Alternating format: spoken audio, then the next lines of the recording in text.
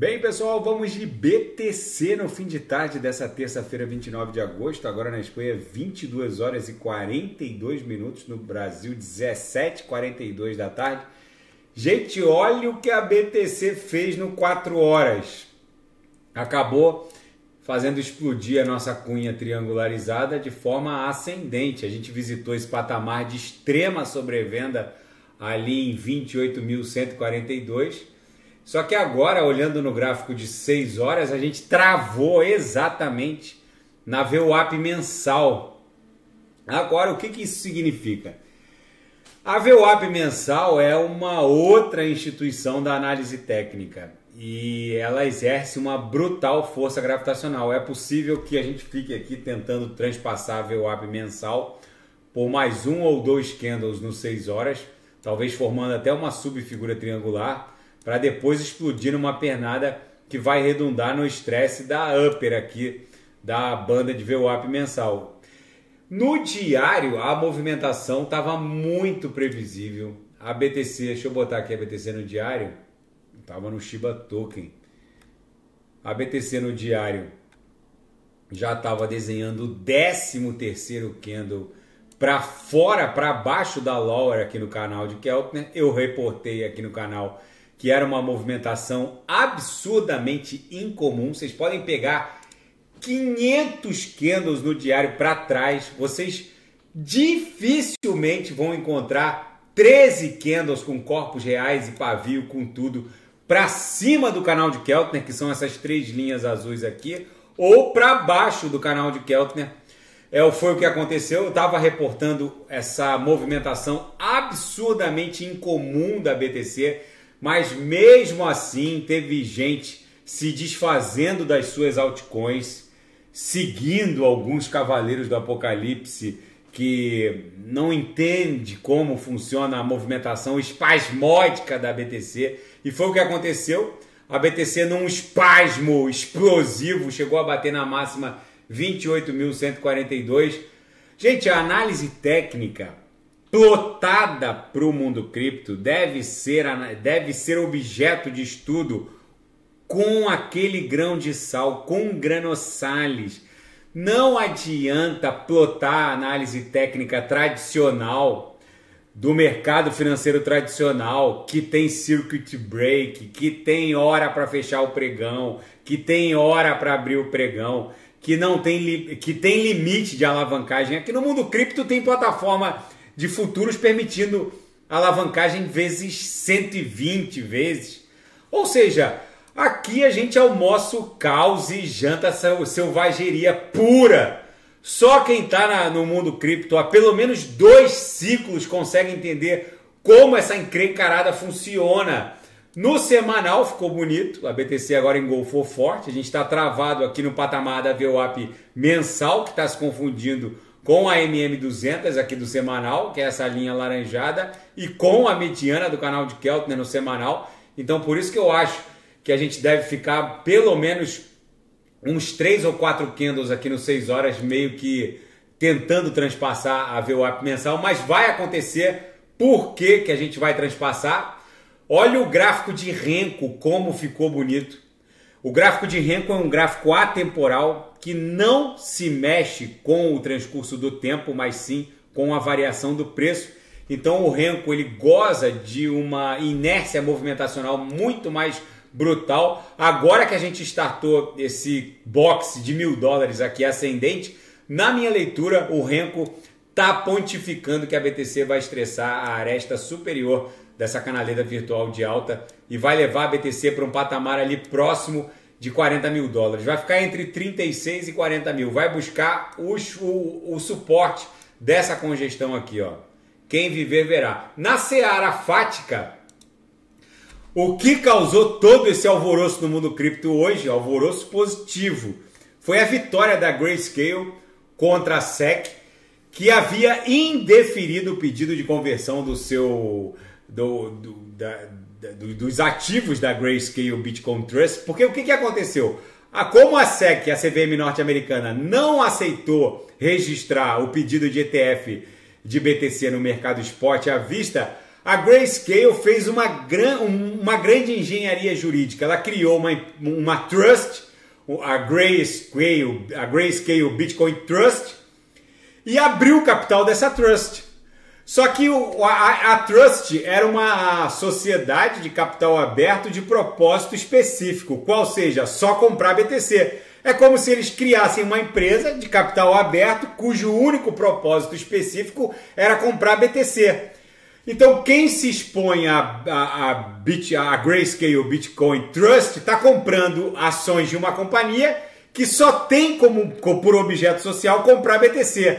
O tribunal entendeu que o pedido da Grayscale Bitcoin Trust em conversão para um ETF de BTC no mercado à vista era ilegal, porque não tem porquê a SEC aceitar a existência de uma empresa de propósito específico, qual seja só comprar BTC, mas não aceitar um ETF de Bitcoin no mercado spot à vista. Ou seja, se a SEC reconhece como legal a atividade de só comprar BTC, como que eles podem dizer que é ilegal ofertar um ETF no mercado spot de BTC? Ou seja, o tribunal entendeu que a SEC é absurdamente subjetiva e acaba legislando sobre uma matéria que é própria do Congresso Nacional. E a plataforma mídia social X do Elon Musk, o antigo Twitter, recebe licença para operar no mercado cripto. Agora a licença é para transmitir ativos criptográficos. Anteriormente, a licença obtida pela plataforma X era de transmissão e não de custódia. Agora é transmissão, custódia, emissão.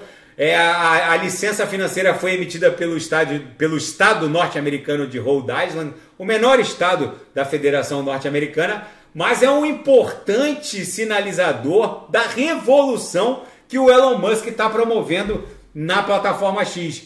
Gente, eu ouso afirmar aqui para os senhores, o Elon Musk vai transformar o antigo Twitter, que agora se chama plataforma X, rede social X, num dos maiores DEX wallets do mundo. Em breve, muito em breve, cada um de nós seremos uma NFT para a Web3, por assim dizer. Isso vai acontecer com a tokenização da economia. Cada imóvel em que a gente mora, vive, vai ser uma NFT. Nós seremos NFTs. O Elon Musk está devagarinho transformando o Twitter num grande DEX wallet. Ele muito provavelmente vai promover uma revolução no mundo cripto que vai pegar muita gente de calça na mão. Tem gente achando que a revolução cripto vai passar por várias fases, como aconteceu com a internet, que surgiu com um viés unilateral, aquela primeira fase da Web 1, que gerou a crise das .com, que todas quebraram em 99, 2000. No mundo cripto vai ser um pouco mais agressivo. Não vai dar muita oportunidade de embarque. Na verdade, talvez o final desse ciclo seja a última oportunidade de embarque, porque depois do halving de 2024 haverá muito pouca oportunidade de embarque. Muitas altcoins vão explodir para um patamar muito alto, depois vão corrigir muito. A própria BTC, para mim, vai bater 240, talvez 260 mil dólares, depois vai corrigir para 60, aí vai ficar volátil. Muita gente vai achar que o mundo cripto morreu, mas na verdade vai ser só uma volatilidade depois de uma mega expansão, não só em termos de expansão de market cap, mas também na base de usuários. E na seara geopolítica e finanças internacionais, uma pesquisa norte-americana revelam que ricos e jovens norte-americanos, quem tem menos de 35 anos ganhando mais de 200 mil dólares por ano, estão todos, em sua maioria, indo para a Flórida e para o Texas. É difícil encontrar jovens ricos americanos que permaneçam em outros estados. A única exceção é o Washington. O resto está há um fluxo incomum de jovens ricos americanos indo para a Flórida e para o Texas. Essa reportagem não é conclusiva, não há um motivo exato. No caso da Califórnia, que é o estado que mais perdeu jovens ricos, com certeza é a qualidade de vida, a explosão da violência. No caso de Nova York, também é a explosão da imigração e violência. O estado da Flórida é um estado que recebe muito imigrante, mas também é um estado que investe em qualidade de vida, investe em segurança pública. Então talvez isso seja um dos motivos pelos quais a juventude rica dos Estados Unidos, com menos de 35 anos, ganhando mais de 200 mil dólares, esteja migrando para esses estados. E ainda na seara geopolítica e finanças, o furacão Idália, a tempestade tropical Idália está se transformando num furacão de categoria 2, provavelmente vai tocar a península da Flórida como categoria 3 ou 4, está ganhando força nas águas quentes do Golfo do México. Tem uma outra ameaça aqui do lado direito. Vamos ver como isso vai se desdobrar. O Putin vai sair pela primeira vez da Rússia desde a emissão do mandado de prisão pelo Tribunal Penal Internacional. Ele vai visitar a China, que obviamente também não reconhece a jurisdição do Tribunal Penal Internacional de Haia.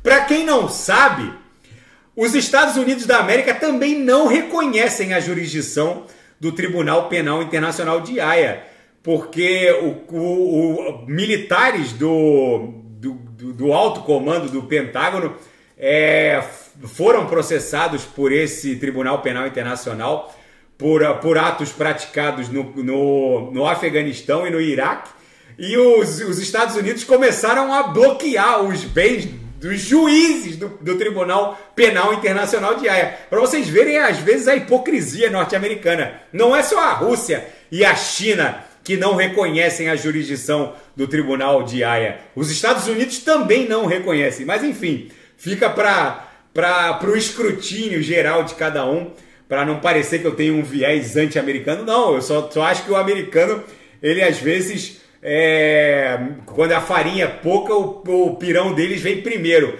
Mas, enfim, a BTC aqui no gráfico diário explodiu bonito. Foi buscar o interior do canal de Keltner novamente. As três linhas do canal agora emborcaram agressivamente para cima. Na projeção, a nebulosidade avermelhada está estreitando bastante. É bem provável que agora a gente starte uma pernada de alta de médio longo, de longo prazo ainda não, mas de médio prazo, de curto e médio prazo sim. No semanal ficou linda a movimentação da BTC. Agora com esse engolfo aqui, a BTC provavelmente vai testar pelo menos 30, 31 mil dólares. Na projeção, a nebulosidade esverdeada ganhou um pouco de espessura. Tá bom, pessoal? Se nada fugir do script, eu volto amanhã para analisar a própria BTC. Fiquem com Deus e quem quiser sugerir é só colocar nas mensagens abaixo. Até amanhã, grande abraço, fiquem com Deus.